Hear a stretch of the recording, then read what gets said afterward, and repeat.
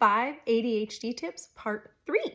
We're going to incorporate part 3 of our tips into answering Couch Potato 608's question on how to stay motivated with planners. One of the biggest hindrances and problems for people with ADHD is a big project or a big to-do. I touched on this in part 2, and it's part of that executive function that we lack. Where do you even start? It can feel daunting to take on a really big project, but breaking it down into small steps help the brain see how to manage it and how to get it done, which can feel way less scary. Another way to keep motivated is to make a task list and to keep only one. That is my key. If I keep it all in one spot, then I'm going to constantly use it. Even if I am in emergency mode and I write something down on a scrap piece of paper, I transfer it to my planner. And I use my necessary evils for things that are very, very, very important that I have to get done that week, and then things I probably won't do as my extras. So I'm putting it on there, I'm keeping track of it. It may not be an emergency mode yet.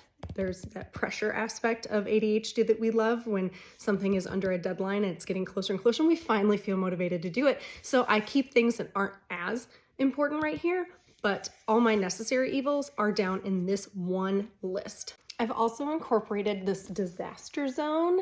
So anytime I need just like scrap paper or a quick processing need to write it out, I have space to be able to do that. And if I need extra room for, ideas, thoughts, other scrap paper, it's all in the back. I've got tons of blank pages back here. So I'm using one thing for everything and tricking myself to just use one item. So it's this vicious cycle of like, as long as I stay in the planner, it's more helpful and I'm using it more. So the more you use it, the more you want to use it, the more helpful it is.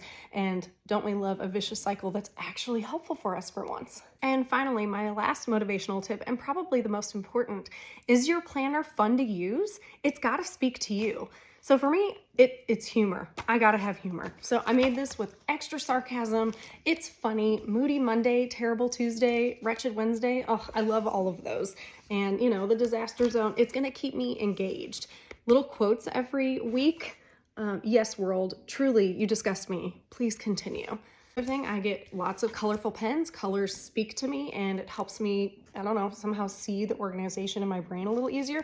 And I get stickers. I get fun things to make me excited about using it.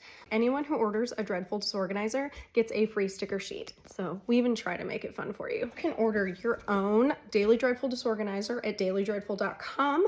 Follow me for more ADHD tips and other Daily Dreadfuls.